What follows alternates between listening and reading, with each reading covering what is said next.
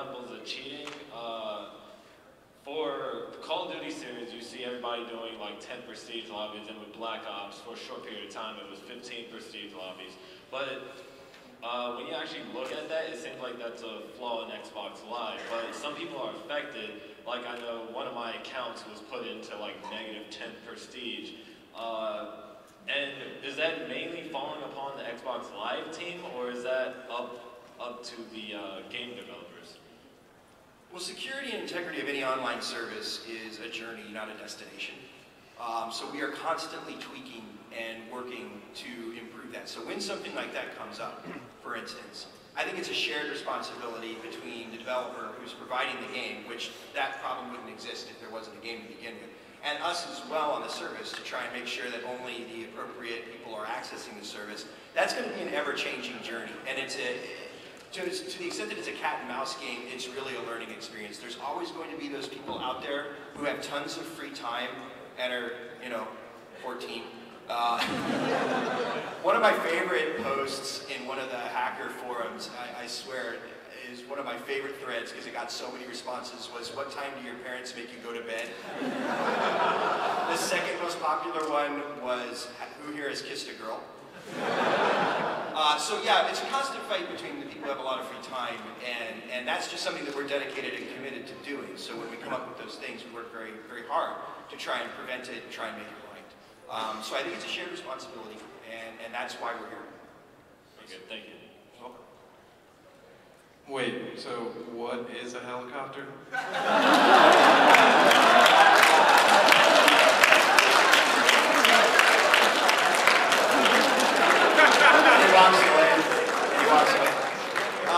You think you want to know. All of you are out there like, yeah, I can handle it, I can handle it. And then the you of the future, who knows what if I told you, would come back in time and punch the you from the past. Stepto, I could do the interpretive dance.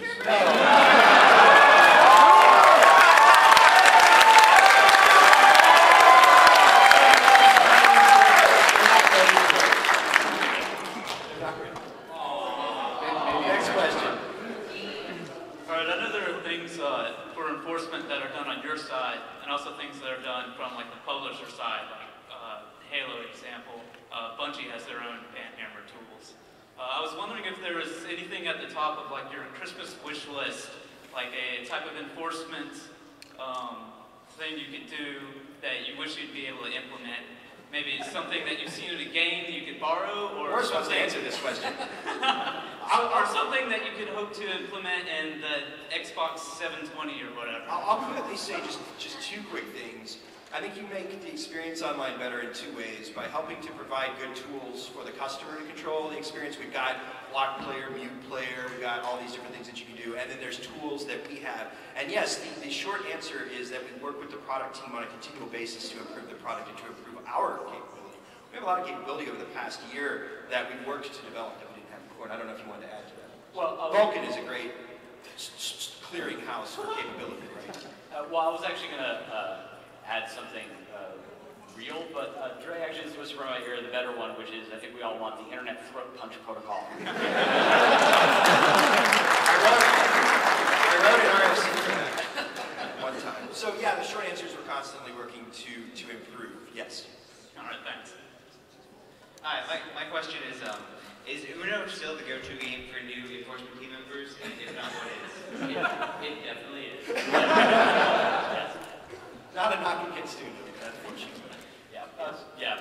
So, we kind of give, to be clear, like, we do give Uno a bad rap, but it is actually still a very fun game. It's just one of those things that we would highly recommend you play with friends. Recently, a lot of game news sites, there's been the story about someone who found an exploit on the Xbox Live service and then posted it. And yeah, I love reading those stories. Supposedly $1.2 million worth of Microsoft points. No. No? There was at one point, yeah. So yeah, there was a glitch where if you modified a URL on one of our promotional point sites, you could get a code that you could turn around and redeem. It was found very quickly. It was shut down very quickly.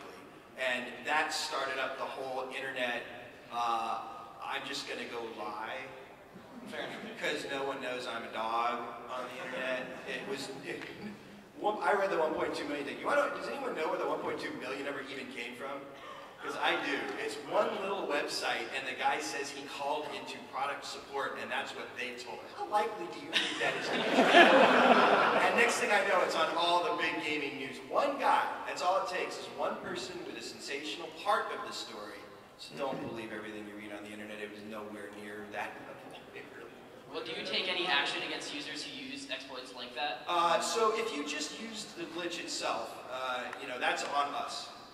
So we're not going to take any action against that. If you abused it, turned around and told other people how to do it, if you also in other ways violated the terms of use, well, guess what? You just shone a big bright light on yourself. Yes, we know every single gamer tag that redeemed those points, and we take a good look at their messages. What else are they doing? Are they cheating? Doing other things? And they may find that they are in a punishment situation, not necessarily because they abused the glitch, but because they shone a big bright light on themselves for us to find the other things. And I have to be real quick, we are running a little bit out of time, so does that answer your question? So to be clear, just abusing the glitch itself, that was on us. But unfortunately, like if you did it a lot, that shines a big bright light on you. Yes, sir?